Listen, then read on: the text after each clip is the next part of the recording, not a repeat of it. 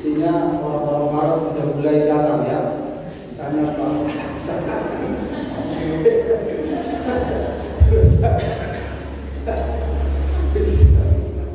iya, karena ini daerah tulis mau tidak mau kita harus belajar ya.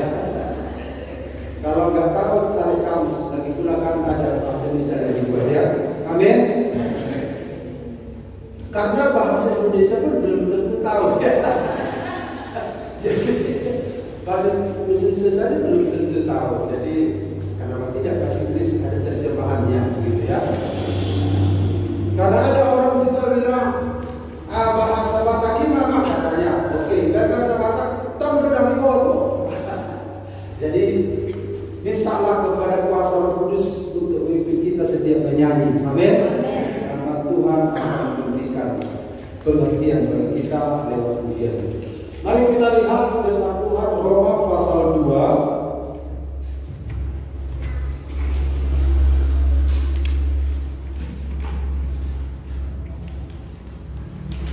Roma pasal 2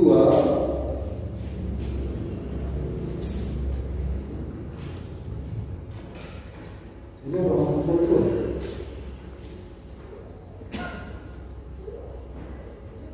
apa bunyinya?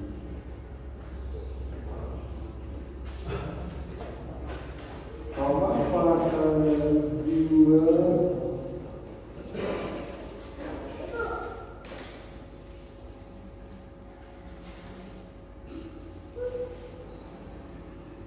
ayat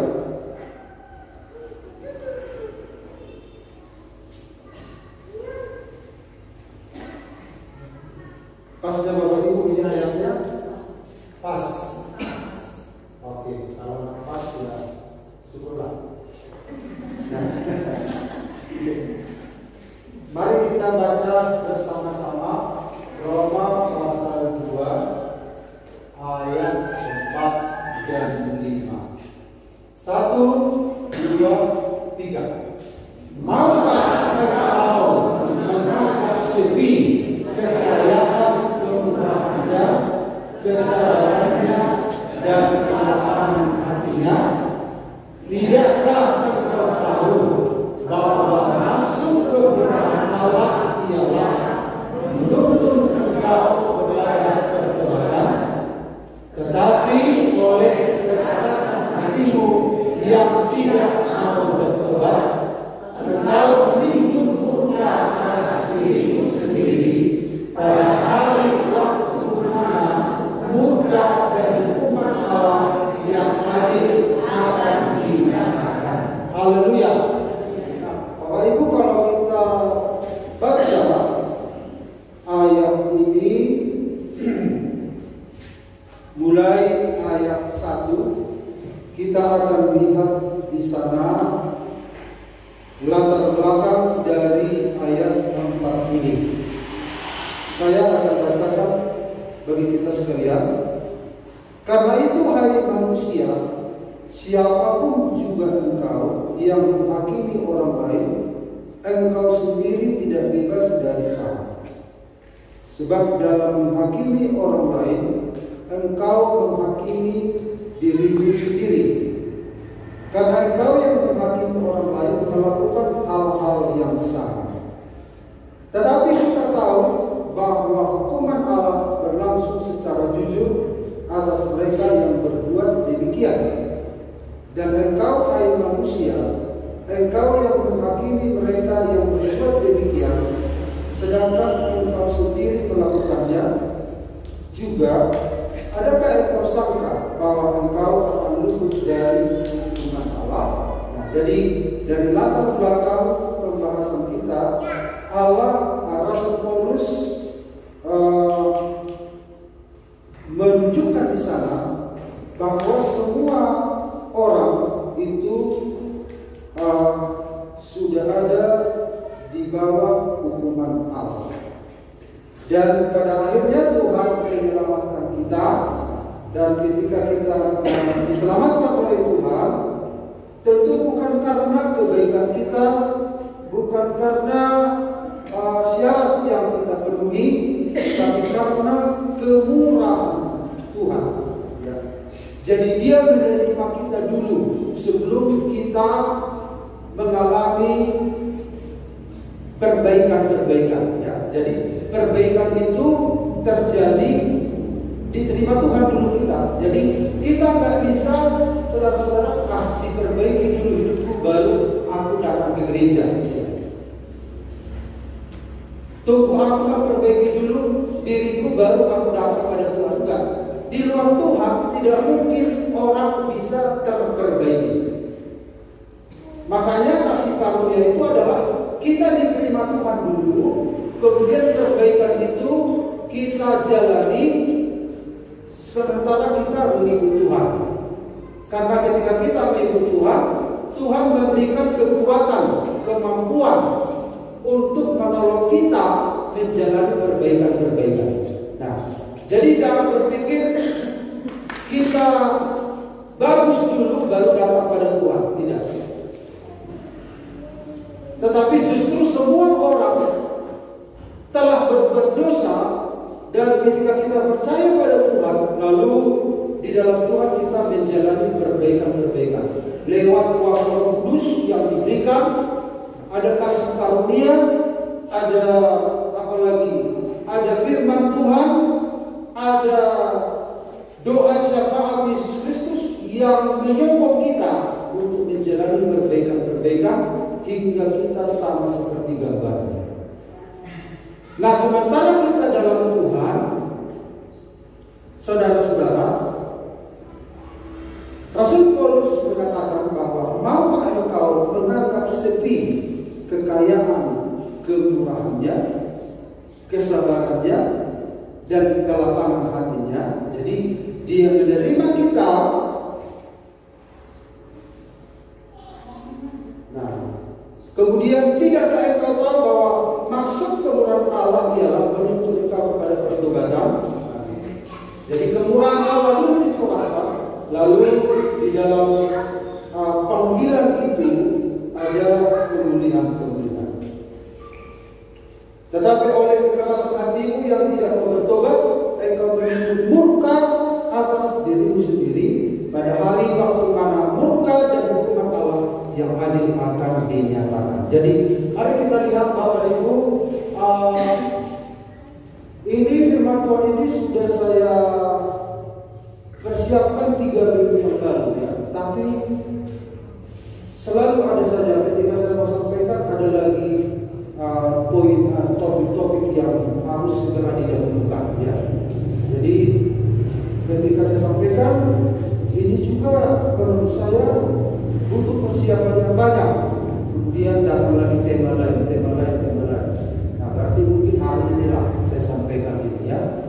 Walaupun mungkin tidak selesai hari ini, karena ini adalah topik yang sangat penting, kita ikuti perlahan-lahan ya. Amin. Mari kita lihat Bapak Ibu, yang ingin saya garis bawahi adalah maukah engkau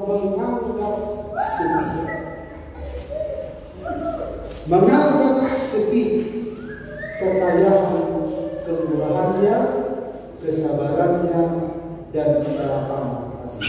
Nah, mari kita lihat dulu arti dari menganggap sepi ini.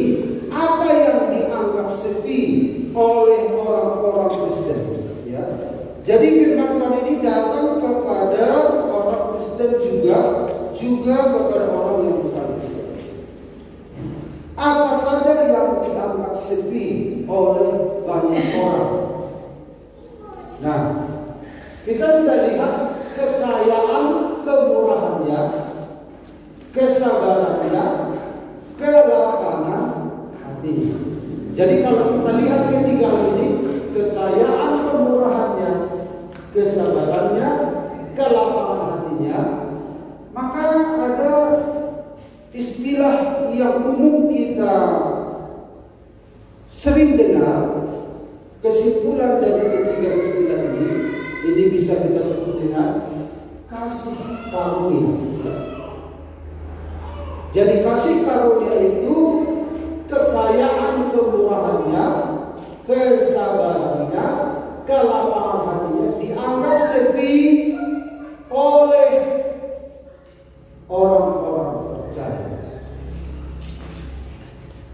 Nah, jadi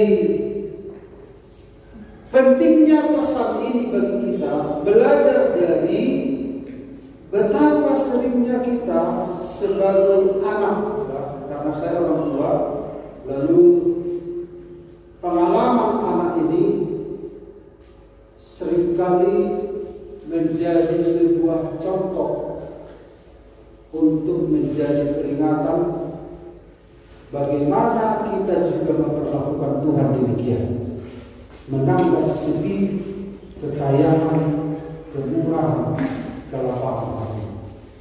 Nah, apa itu anggap sepi? Pandang enteng.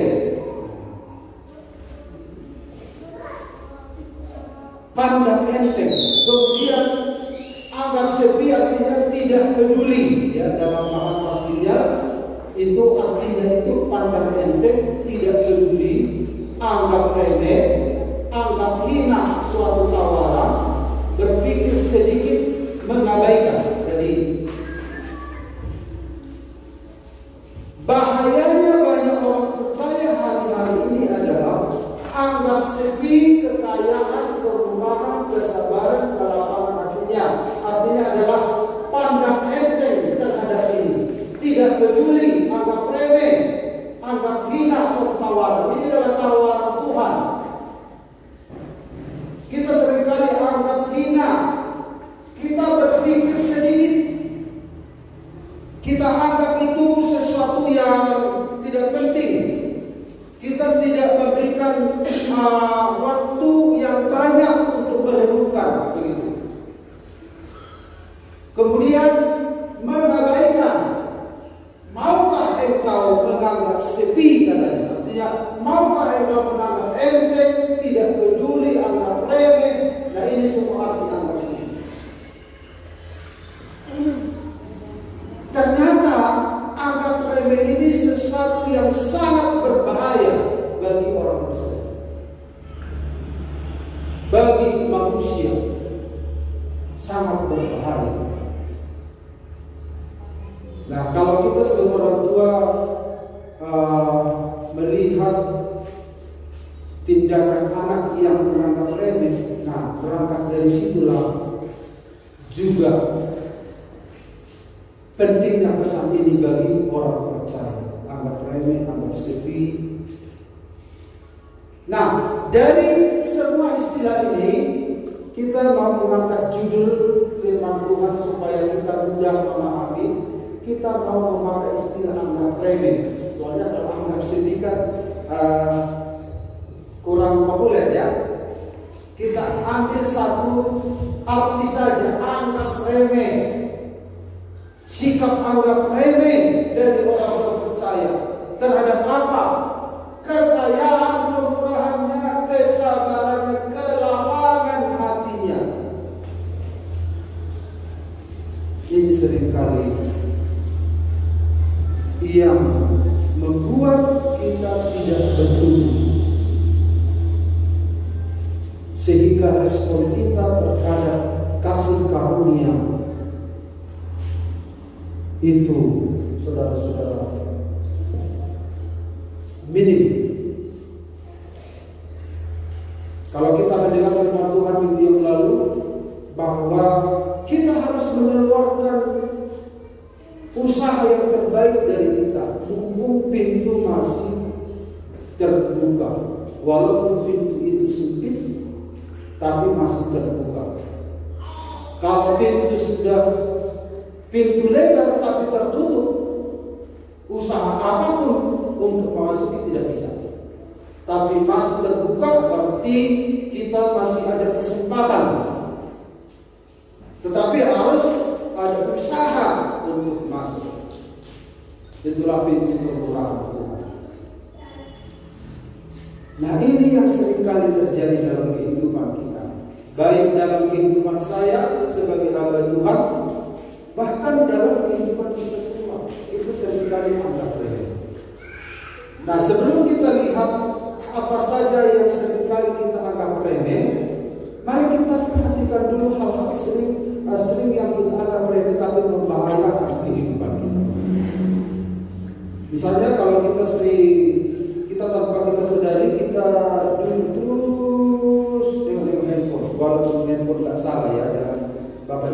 jangan salah mengerti bahwa kita anti teknologi, tidak. Tapi kalau kita nggak jaga, tanpa kita sadari kita dulu 1 jam, 2 jam, 3 jam, 4 jam, 5 jam dan seterusnya, akhirnya sakit. Anggap remeh hal-hal seperti itu. Kemudian saudara-saudara, kalau saudara tidak rajin minum, contohnya kita anggap remeh, aku masih bisa, serasa nggak haus. Padahal kebutuhan kita akan air harus terpenuhi. Makin lama apa yang terjadi? Akhirnya sakit apa ya kalau orang minum? Apa Alfa? Gagal ginjal. Itu kan hal-hal kecil, anggap remeh. Ada seorang anak yang terbiasa di rumah dididik. Memang awalnya anak ini tidak terima, tapi ternyata didikan itu menjadi sebuah kebiasaan di luar. Dulu dia menjadi anak yang anggap remeh, tapi dia menganggap orang tuanya keras sekali, orang tua ini tak tahan, remehan dan sebagainya. Tapi tanpa disadari dia sudah dibentuk dan terbawa-bawa keluar bentukan dari rumah. Satu waktu dia mencoba untuk melamar di sebuah perusahaan. Nah, dia belakangan datang karena dia pun berpikir diterima syukur, tidak diterima tidak apa-apa, karena yang didorong-dorongnya aku pikirnya. Sementara yang lain untuk melamar keren, penampilannya keren, pakai parfum dan lain sebagainya. Mapnya begitu hebat, susunan permohonannya. Masuk nomor urut 1, 2, 3, 4. Ada kemudian apa di perusahaan apa ini? Kayaknya nggak bagus ini katanya. Dia sangat berantakan. Dia malah berantakan. Hanya ada di situ apa?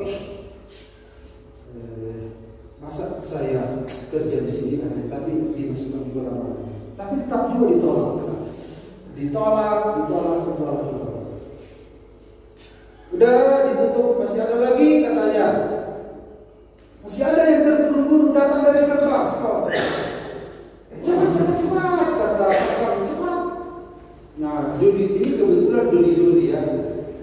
Ini yang direngse di rumah, tak direngse. Dia apa ini?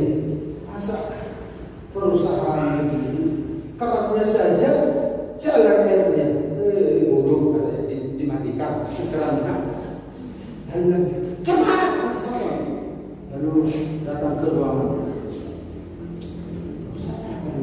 Berantakan. Ya, kertas-kertas di sana.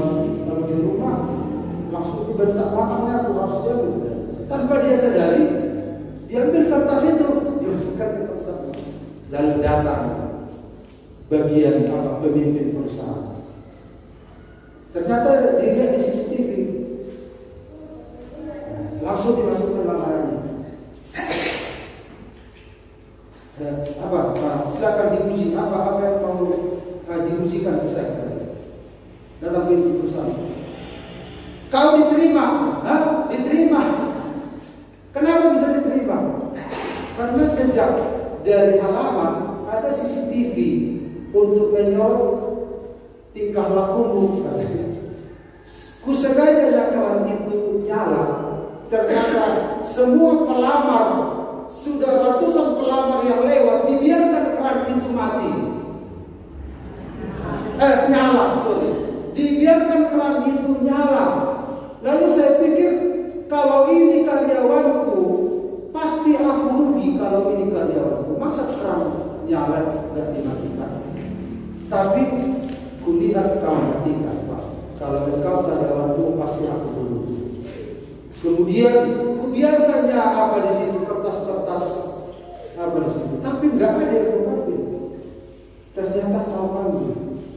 Aku kan nggak sengaja kan. Nah itu kau diterima kan. Artinya hal-hal yang sepele mungkin di rumah dia diajari, anak itu tidak terima, ternyata itu sudah membentuk hidupnya. Ternyata di luar pun itu yang dibutuhkan ternyata di luar sana. Hal-hal yang kecil. Dalam Tuhan pun demikian. Hal kita seringkali anggap remeh kasih karunia Tuhan. Padahal kasih karunia Tuhan itu ada limitnya, ada batasnya. Nah, karena itu Bapak Ibu berangkat dari sifat-sifat kita yang anggap remeh ini, makanya saya seringkali bagaimana Tuhan cara menyampaikan ini ya. Jadi karena itu ini harus menjadi renungan kita. Hal-hal anggap remeh terhadap kekayaan kemurahannya, kesabarannya, kelapangan. Saudara siap? Amin. Tema firman Tuhan hari ini adalah sikap anggap remeh. Sikap anggap remeh. Nah, mari kita lihat yang pertama, Bapak Ibu. Ada 3 gambaran kasih karunia yang sering dianggap remeh. Banyak sebenarnya, tapi biasanya diperkecil ya supaya mudah dipahami. Nah, sikap gambaran kasih karunia yang sering dianggap remeh, mari kita lihat yang pertama adalah Roma 11 ayat 11 sampai 24. Mari kita buka kitab kita. Ini tidak ada teksnya di sini. Kita diminta untuk terlibat dalam pembacaan ini. Mari kita baca secara bersahut-sahutan. Roma pasal 11 ayat 11 sampai 24.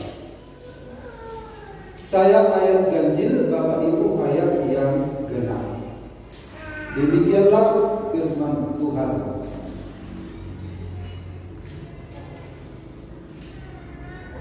Maka aku bertanya, adakah mereka tersandung dan harus jatuh? Sekali-kali tidak. Tetapi oleh pelanggaran mereka, keselamatan telah sampai kepada bangsa-bangsa lain, supaya membuat mereka cemburu. Jika pelanggaran mereka berarti kekayaan di dunia, dan kekurangan mereka kekayaan di bangsa-bangsa lain, lebih dari kesempurnaan mereka. Aku berkata kepada kamu, hai bangsa-bangsa bukan Yahudi, yaitu kita ya. Justru karena aku adalah rasul untuk bangsa-bangsa bukan Yahudi, aku menganggap hal itu kemuliaan pelayananku. Yaitu kalau aku dapat memberikan cemburu dalam hati kau semasa lalu, menurut dari dan dapat menyelamatkan beberapa orang dari mereka. Sebab jika penolakan mereka berarti perdamaian bagi dunia, dapatkah penerimaan mereka mempunyai arti lain daripada hidup dari antara orang mati? Jika orang itu adalah kudus, maka seluruh harian juga kudus. Dan jika orang adalah kudus, maka cabang-cabang juga kudus. Karena itu apabila beberapa cabang telah dipatahkan, dan kamu sebagai tunas liar telah dicangkokkan di antaranya, dan turut mendapat bagian dalam akar pohon zaitun yang penuh getah. Janganlah kamu berpindah terhadap cabang-cabang itu.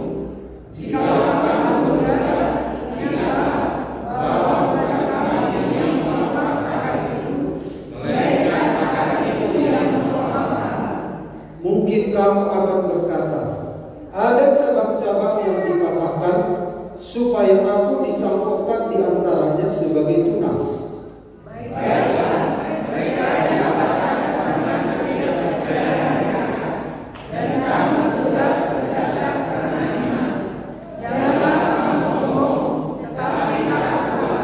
Sebab kalau Allah tidak menyayangkan cabang-cabang asli, Ia juga tidak akan menyayangkan kamu.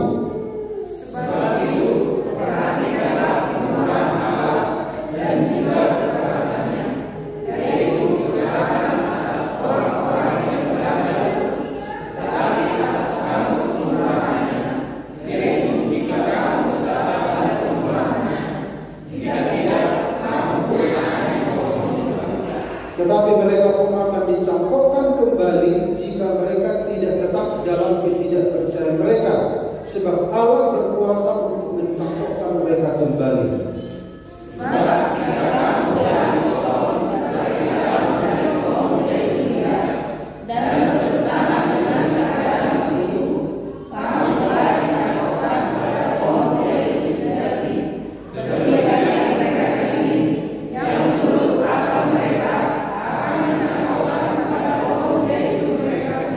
Haleluya. Nah, Bapak Ibu, kita lihat di sini tentang Israel dan non-Israel. Ya. Jadi keselamatan datang dari bangsa Yahudi, kata firman Tuhan. Jadi Allah itu mau menyatakan diri menyelamatkan dunia ini sebenarnya lewat satu bangsa, yaitu bangsa Yahudi. Tetapi bangsa Yahudi, saudara-saudara, tidak percaya. Jadi keselamatan itu datang dari bangsa Yahudi. Jadi yang pertama yang seringkali dianggap remeh oleh anak-anak Tuhan adalah penerimaan Allah itu pada kita. Kita diterima. Mari kita lihat bagaimana bentuk penerimaan Allah. Ini adalah zaitun liar, yaitu kita. Bahasa Batak jarak harangan. Sementara ini zaitun sejati, jarak hutan. Ini adalah zaitun sejati, adalah Israel. Keselamatan datang dari bangsa Yahudi. Akarnya adalah bapak-bapak leluhur Abraham, pemegang janji. Ranting-rantingnya adalah orang Israel. Jadi opung Nasidado pemegang janji dapat puntang. Jadi saudara-saudara, orang Israel lah yang berhak mendapatkan janji. Allah janji datang kepada opungna dungi tuan akonda tupa opungna dimaafkan Allah Israel. Sementara kita ini pokok zaitun liar yang harus dibinasakan. Kita tidak mendapat bagian dari pokok zaitun yang asli karena bertentangan.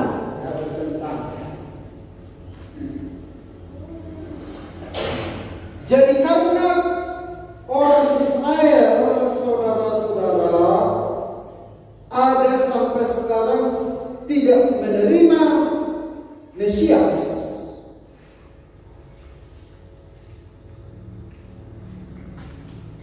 Ketidakterimaan mereka pada Mesias dimanfaatkan Tuhan untuk mengambil zaitun liar menjadi bagian dari zaitun sejati. Jadi saudara-saudara, saya tunjukkan gambarnya kepada kita. Sebagian orang Israel tidak percaya lalu dipatahkan. Nah, jadi mereka itu dipatahkan. Jadi walaupun mereka anak Abraham, pewaris janji, mereka harus berjuang melekat pada pokok. Jadi Ketika Tuhan memilih seseorang, itu adalah kasih karunia. Orang Israel dipilih Tuhan adalah kasih karunia. Abraham menjadi bapak pemegang janji adalah kasih karunia. Semua karena kasih karunia. Ya. Kemudian kita ini pokok zaitun liar ini dicangkokkan ke pokok zaitun yang asli. Kan bertentangan kan? Tidak cocok. Itulah yang disebut kasih karunia. Allah menerima kita. Seperti itulah Allah menerima kita. Bertentangan dengan keadaan kita, tapi Allah menerima kita. Nah, kemudian saudara-saudara, getah pohon zaitun itu mengalir kepada kita. Akhirnya kita mendapat janji dari Abraham. Sama penerima janji antara orang Israel dan kita. Nah, kemudian Rasul Paulus mengatakan di sini, saudara-saudara, supaya kita itu jangan sombong. Kita diterima Tuhan bukan karena syarat yang kita punya. Makanya ada nyanyian berkata, bukan karena kebaikanmu, bukan karena kecakapanmu, bukan karena fasilitasmu, kau dipanggil, kau dipakai. Kita nggak memenuhi syarat, tetapi dicangkokkan ke pokok zaitun asli yang belum kita. Semua janji-janji akhirnya kita terima, padahal kita dari zaitun dia.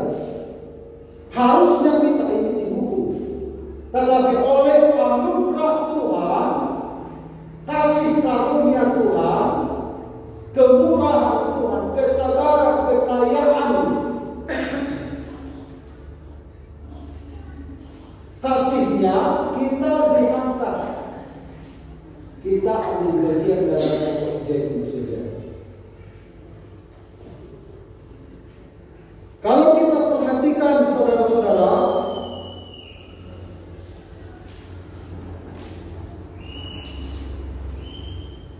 tolong dibaca Roma 11 ayat 24. Silakan. Roma 11 ayat 24. Sebab jika kamu telah dipotong sebagai cabang dari pohon zaitun liar, tangan dan keadaanmu, itu kamu telah dicampurkan pada pohon zaitun sejati. Lebih lagi mereka ini, menurut asal mereka, akan dicampurkan pada pohon zaitun mereka sendiri. Ya, terima kasih. Sebab jika kamu telah dipotong sebagai cabang dari pohon zaitun liar. Nah, pohon zaitun liar, ya, di bahasa Batak, Aisian haujarat harangan kian ho irapikol. Lalu dicangkokkan. Gabe disebabkan ho maralon bakona tu haujarat kita. Dan bertentangan dengan keadaanmu itu, kamu telah dicangkokkan. Bertentangan pada pokok zaitun sejati. Terlebih lagi mereka ini yang menurut asal mereka akan dicangkokkan pada pohon zaitun mereka sendiri. Artinya jangan macam-macam. Yang asli saja dipatahkan, apalagi engkau. Karena itu jangan anggap remeh. Yang asli saja Tuhan tidak peduli, apalagi kau. Karena itu harus hormat, menghargai. Makanya Rasul Paulus berkata, Roma pasal 12, silakan dibaca, Roma 12 ayat 1 sampai 2. Ada yang bisa baca? Roma 12 ayat 1 sampai 2. Ya. Karena itu. Karena apa? Karena kita telah dicampurkan. Terus demi kemurahan Allah. Terus aku menasihatkan kamu, ya, supaya kamu mempersembahkan tubuhmu sebagai persembahan yang hidup, yang kudus dan yang berkenan kepada Allah. Ya, terus ibadah yang sejati. Janganlah kamu menjadi serupa dengan dunia ini, tapi berubahlah oleh pembaruan diri, sehingga kamu dapat membedakan antara kehendak Allah, apa yang baik, yang berkenan kepada Allah dan yang sempurna. ya, terima kasih. Jangan kamu serupa dengan dunia ini. Artinya jangan kau pertahankan. Kalau engkau sudah percaya sama Yesus, jangan pertahankan sifat yang di sana di sini. Sesuaikan dirimu. Terima ketah dari pokok jeruk yang asli. Sesuaikan diri gitu. Hilangkan semua apa yang kau bawa-bawa dari sini. Supaya apa? Supaya sinkron begitu.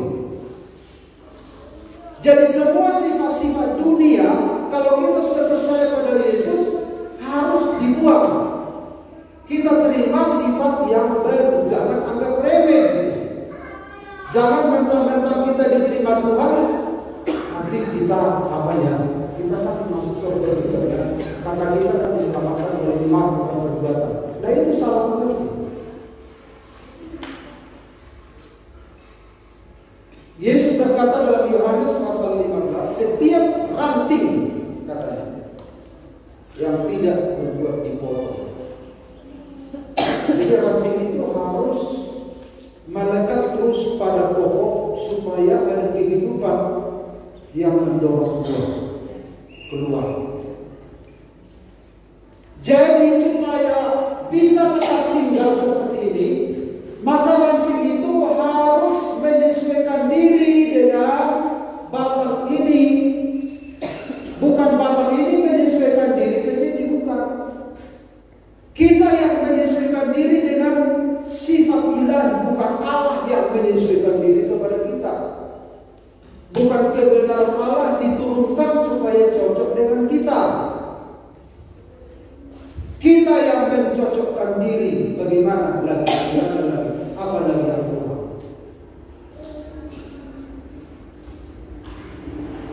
Cabang yang asli saja dipotong, apalagi kau, kata Tuhan. Itu nasihat Paulus. Karena itu persembahkanlah tubuhmu sebagai persembahan hidup. Artinya saudara persembahkan tubuhmu,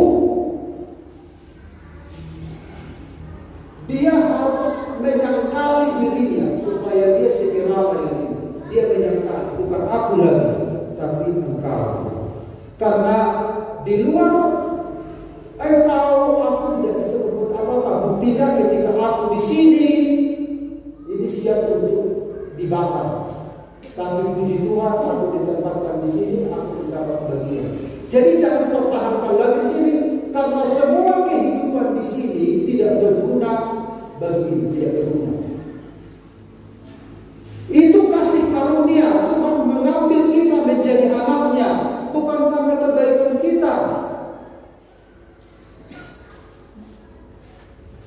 bukan karena kepintaran kita. Makanya Paulus bilang, kalau kita ingat masa lalu, tidak banyak di antara kamu yang bijak, yang berhikmat, yang kaya dan sebagainya.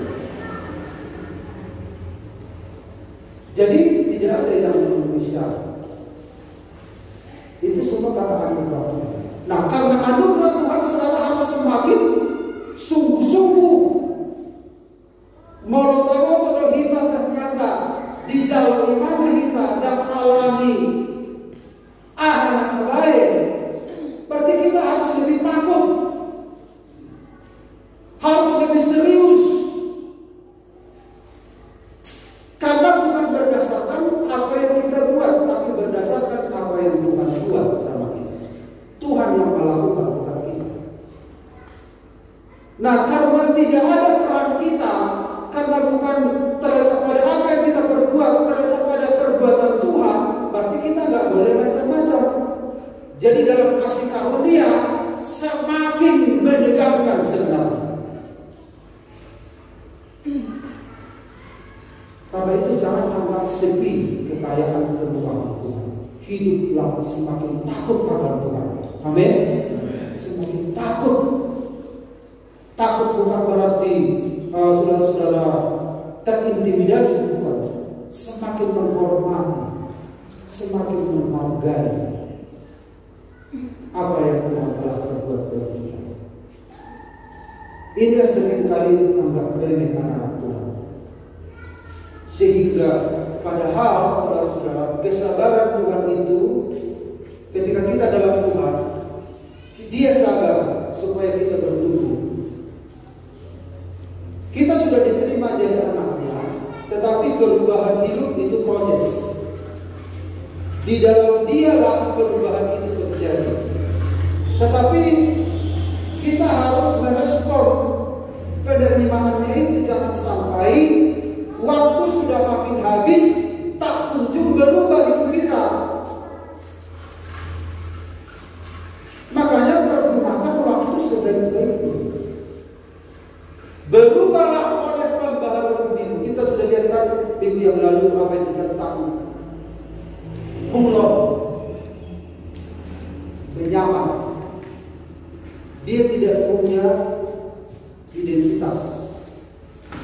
Dia sulit dideteksi, sama dengan dunia. Tidak tampil beda. Anak Tuhan makin lama dalam Tuhan makin tampil beda. Makin hidup dalam kebenaran. Makin hidup dalam kebenaran. Amin. Jadi jangan anggap remeh. Maukah engkau menganggap sepi kekayaan dan kemurahannya dan kelapangan hatinya? Anggap remeh, sehingga kita main-main di dalam Al-Quran.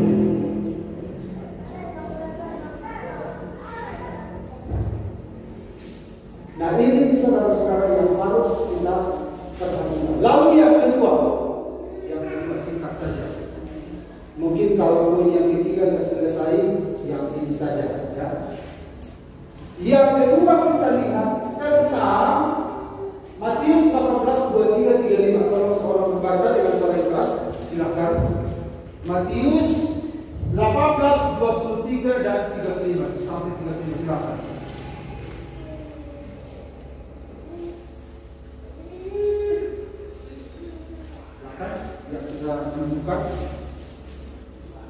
Matius 18 ayat 23. Sebab hal kerajaan sorga seumpama seorang raja yang hendak mengadakan perhitungan dengan hamba-hambanya. Setelah ia mulai mengadakan perhitungan itu, dihadapkanlah kepadanya seorang yang berhutang 10.000 talenta. Tetapi karena orang itu tidak mampu melunaskan hutangnya, raja itu memerintahkannya supaya ia dijual beserta anak istrinya dan segala miliknya untuk membayar hutangnya. Maka sujudlah hamba itu menyembah dia, katanya, sabarlah dahulu, segala hutangku akan kulunaskan. Lalu tergeraklah hati raja itu oleh belas kasihan akan hamba itu, sehingga ia membebaskannya dan menghapuskan hutangnya. Tetapi ketika hamba itu keluar, ia bertemu dengan seorang hamba lain yang berhutang 100 dinar kepadanya. Ia menangkap dan mencekik kawannya itu. Katanya, bayar hutangmu. Maka sujudlah kawannya itu dan memohon kepadanya, sabarlah dahulu, hutangku itu akan kulunaskan. Tetapi ia menolak dan menyerahkan kawannya itu ke dalam penjara sampai dilunaskannya hutangnya. Melihat itu kawan-kawannya yang lain sangat sedih, lalu menyampaikan segala yang terjadi kepada tuan mereka. Raja itu menyuruh memanggil orang itu dan berkata kepadanya, hai hamba yang jahat, seluruh hutangmu telah kuhapuskan karena engkau memohonkannya kepadaku. Bukankah engkau pun harus mengasihi kawanmu seperti aku telah mengasihi engkau? Maka marahlah tuannya itu dan menyerahkannya kepada algojo sampai ia melunaskan seluruh hutangnya. Maka Bapakku yang di sorga akan berbuat demikian juga terhadap kamu, apabila kamu masing-masing tidak mengampuni saudaramu dengan segenap hatimu. Ya, terima kasih. Bapak Ibu, kita lihat di sini tentang yang seringkali dianggap remeh oleh orang Kristen adalah pengampunan Allah. Anggap remeh, ya. Anggap sepi.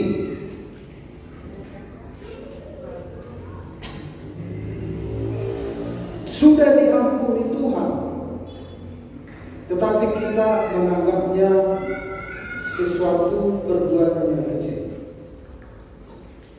Ini yang berbahaya.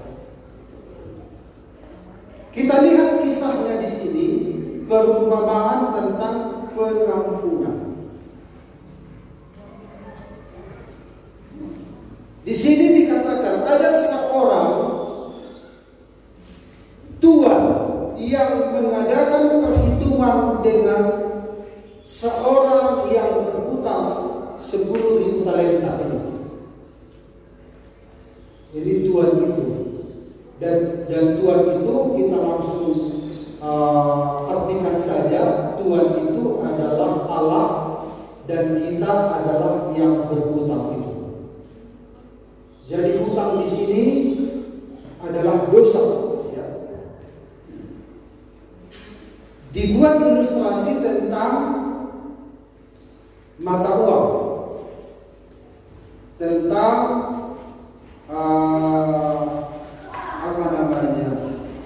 nilai tukar, talenta, dinar dan seterusnya. Dan ini orang ini berhutang 10.000 talenta di sini.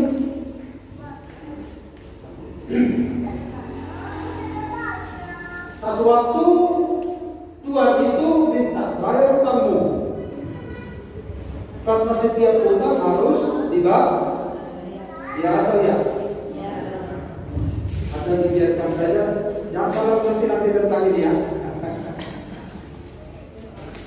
Karena itu bicara tentang kebenaran.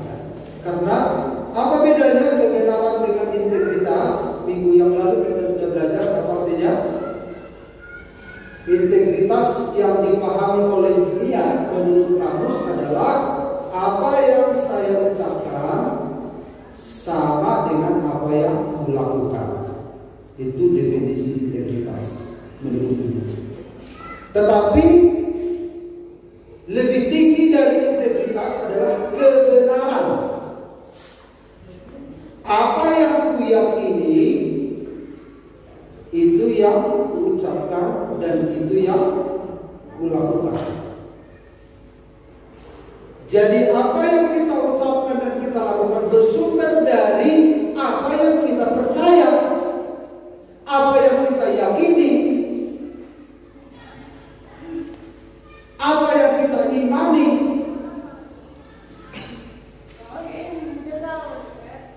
Nah, lalu raja minta bayar hutangmu. Lalu datang orang ini. Apa dikatakan di sana? Ayat 25. Tetapi karena orang itu tidak mampu melunaskan hutangnya, raja itu memerintahkan supaya apa? Dijual. Ia dijual. Karena besar hutangnya. Ia dijual beserta siapa? Anak dan istri. Bisa enggak itu?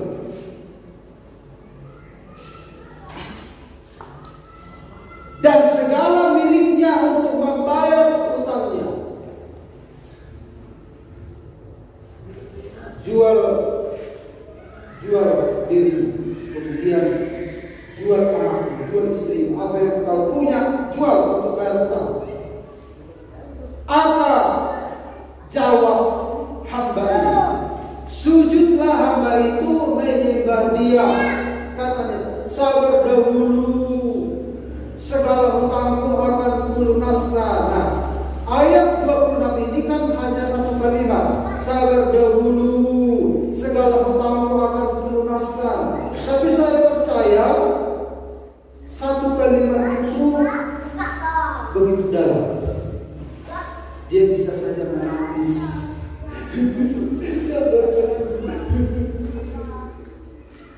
Sambil menyembah. Dan saya yakin pada sekali dia minta saya kali-kali, karena hutangnya besar. Maka sujudlah hamba itu menyembah dia, katanya, sabar dahulu segala hutangmu akan kulunaskan. Lalu tergeraklah hati raja itu oleh belas kasihan akan hamba itu, sehingga ia membebaskannya dan menghapuskan hutang. Ketika hamba ini dibebaskan hutangnya, berarti siapa yang rugi? Siapa yang beruntung? Hamba. Siapa yang rugi? Rugi kan dia. Ketika diampuni, dia rugi 10.000 talenta. Alamnya dia aku bayar. Alhasil anak berbayar, minta ampun, maafkan saya, pun saya sabar dahulu. Karena namanya dia raja yang baik hati, panjang sabar, besar kemenangannya, tergeraklah hatinya oleh belas kasihan. Ketika dia tergerak oleh belas kasihan, bukan berarti tidak ada harga yang dibayar. Raja ini yang akhirnya membayar harga itu, rela kehilangan demi orang ini. Orang ini beruntung, dia tetap rugi.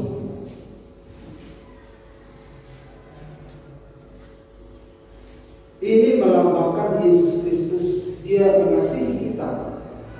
Dia karena dosa manusia, dia membayar hutang dosa manusia. Dia sendiri yang rugi.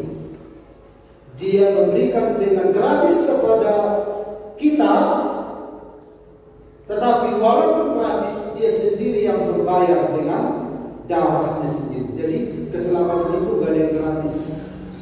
Pengampunan itu ada harga yang dibayar. Karena ada harga yang dibayar oleh Tuhan, karena gratis bagi orang ini seringkali jadi apa? Anggap remeh.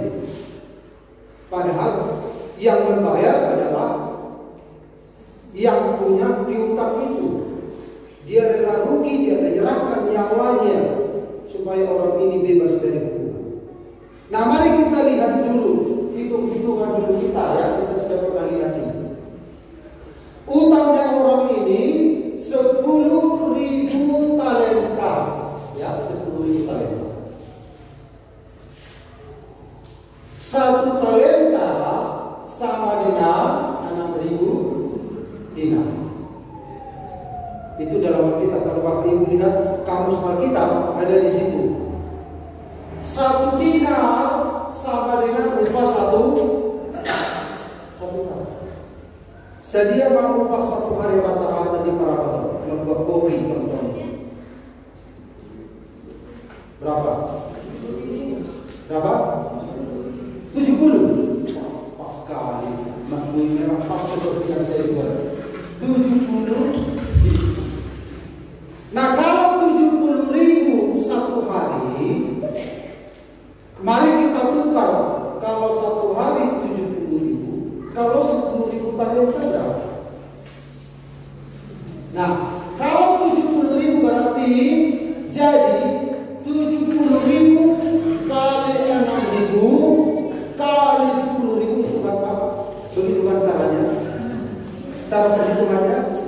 Ahli matematika. Berarti utangnya berapa? 4,2 triliun. Mungkin nggak seorang berhutang 4,2 triliun? Apa yang dibayar oleh Allah? Tidak mungkin. Itu menunjukkan ternyata dosa itu sangat besar. Sangat besar. Ini utang yang tidak mungkin ditukarkan dengan uang seperti ini. Tetapi ini sedang menunjukkan bahwa dosa itu besar sekali. Walaupun dia kecil menurut kita, akibatnya neraka. Dosa kecil, dosa besar, dari sudut pandang Tuhan itu sama, berakibat kepada neraka. Karena dosa artinya dalam bahasa sendiri hamartia, meleset, meleceh. dari sasaran. Sedikit saja melenceng ya sudah.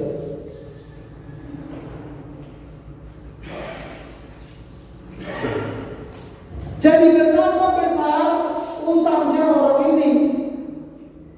Jadi wajar saja Tuhan itu bilang, jual dirimu, jual istrimu, jual anakmu, jual apa-apa. Tetapi kira-kira cukup enggak? Inilah kemurahan Tuhan yang kita lihat. Jadi utangnya orang ini Bapak Ibu. Masa sekali utang. Jadi belakang lebih banyak lagi. Dan kalau 2 triliun kan ini enggak apa, tapi di belakang masih banyak. Masih panjang ke belakang barisannya. 4,2 triliun. Bagaimana mau membayar? Tak mungkin bisa dibayar. Mustahil. Nah, kalau kita lihat Bapak Ibu, ini tadi dia ya. Ini anaknya, ini istrinya, ini anaknya. Umur manusia itu rata-rata berapa tahun? 70 tahun. Oke. Seumur hidup kita potonglah, kita anggap umurnya yang sudah ada tidak ada. Dia untuk membayar utang 70 tahun diperpanjang. Kalau misalnya satu hari tadi 70.000, sepanjang hidup dia bayar, dia bekerja hanya untuk bayar utang. Berarti satu hari 365 hari kali 70.000 kali 70 tahun. Berarti dia hanya bisa mengumpulkan 1,7 miliar. Ya atau ya? Bisa dikalikan atau nggak ada waktu, tapi saya sudah hitung. Jadi kalau selama 70 tahun ini umurnya mungkin sekarang ini umurnya 30, oke lah diperpanjang 70 tahun bayar utang. Dia hanya bisa mengumpulkan uang kerja terus siang malam, hari Minggu pun kerja, hari Minggu pun kerja untuk membayar utang. Bahasa dari gereja rumahnya mana gaji, lalu dia membayar utang. 70 tahun dia hanya bisa mengumpulkan 1.788.500. Jadi dia katakan sama istrinya, "Hope, burunya aja. Kalau ada utangku, Hope tangkap gaji. Selama 70 tahun lain, nilai Tuhan dompet untuk HP. Mana tak gaji mau membayar utangku. Bah, HP jadi berjulur semua. Tusuk luas itu saya tangis ini. Tusuk luas itu dia kuarsa. Asal orang mikir kita ada dua. Semarilah kami tangis sampai ko membayar utang. Tungkoring beda berdua.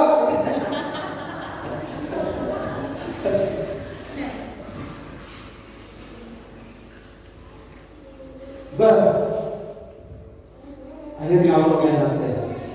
Saya kalau bolong untuk nampil bolong orang tua balik bolong orang untuk apa? Rahma baru tak kita. Tak bagi dulu Tuhan 70 tahun. Bila Tuhan mau dia hanya bisa dapat segini. Anaknya pun begitu. 70 tahun dikasih umur. Seumur hidup dia hanya membayar utang keluarga. Dia hanya bisa mengumpulkan. Dan kalau kita total semua ini, selama hidup mereka hanya bisa mengumpulkan berapa? 7 miliar 190. Padahal utang tadi berapa?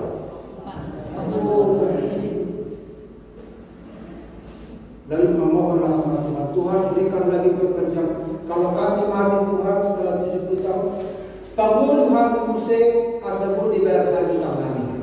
Oke, dipabulu 2 kali hidup mereka hanya bisa membayar berapa? 14 miliar. Jadi Salina itu bangun masih hari 3 hari bangun, 7 hari untuk membayar utang. Mereka hanya bisa membayar 21 miliar, sementara utang mereka berapa? Tuhan begitu mengasihi kita. Walaupun dosa kita besar sekalipun, dosamu adalah seperti kermisi, akan menjadikan putih seperti salju. Dia sendiri yang mati menggantikan kita. Akhirnya orang itu diampuni karena memang tidak terbayar, melebihi hidup kita. Makanya saudara-saudara, Mazmur 63 ayat 4, sebab kasih setiamu apa?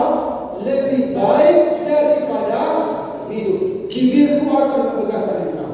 Dari terjemahan lama, ini sebuah nyanyian terjemahan lama.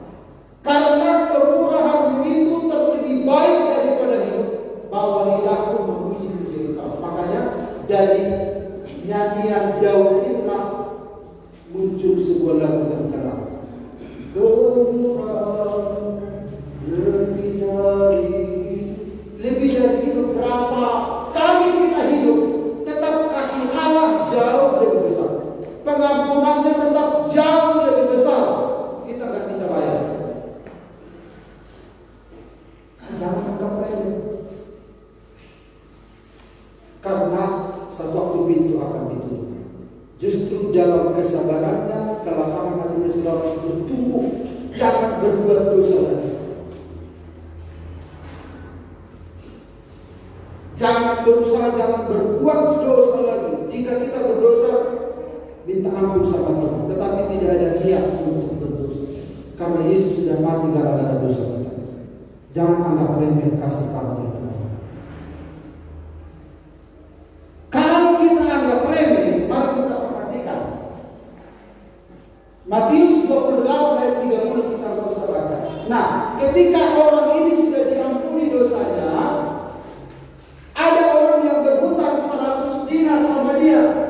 Orang ini kan yang berhutang 4,2 triliun ini keluar. Dia sudah bersuka-cita. Haleluya, puji Tuhan, aku sudah diampuni.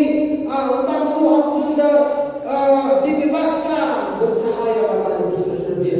Dia melompat dari istana raja. Oh, haleluya, puji Tuhan. Lalu jumpa dengan seseorang yang berhutang sama saya 100 dinar.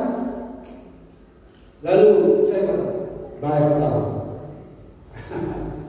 Hadap solusi terlalu bayar hadap. Nah, utangnya 100 dinar, 7 juta. Harusnya apa yang harus dilakukan? Harusnya apa? Mengampuni orang itu karena dosa yang 4,2 triliun sudah diampuni, tapi orang ini menuntut. Kecilnya kesalahan temannya, tapi dituntut, padahal kesalahannya begitu besar, diampuni oleh Tuhan. Kenapa saya tidak bisa mengampuni orang ini? Apa yang terjadi? Cuma segini. Lalu dia mencekik orang itu, cepat keluar. Kedengaranlah ke istana berita ini. Sony baik nanti. Sony baik nanti, katanya. Tangkap dia. Akhirnya apa yang terjadi? Melihat itu kawan-kawan yang lain sangat sedih, lalu menyampaikan segala yang terjadi kepada Tuhan mereka. Raja itu menyuruh memanggil orang itu dan berkata kepadanya, hai hamba yang jahat, sudah diampuni dosanya, tapi dia tidak mau mengampuni. Akhirnya terjadi, hai hamba yang jahat, seluruh hutangmu telah kuhapuskan karena engkau memohonkan kepadamu. Bukankah engkau pun harus mengasihi kawanmu seperti aku telah mengasihi engkau? Maka marahlah tuannya itu dan menyerahkan kepada algojo sampai ia melunaskan seluruh hutangnya. Kira-kira bisa nggak dilunaskan? Tidak. Algojo itulah yang bekerja terus. itu artinya dia dimasukkan ke neraka. Dituntut terus sampai lunas hutang, dan tidak mungkin bisa dilunasi, karena tidak mungkin dia mengalami penyiksaan siang dan malam. Jadi penyiksaan siang dan malam di neraka itu adalah sebuah tuntutan untuk hidup memenuhi hutangnya kepada Allah, tapi tidak bisa diterima. Padahal ada solusi yang Tuhan berikan, tetapi dia tidak mau. Tuntutan itulah terus terjadi di neraka untuk memenuhi utang itu, tapi tidak bisa.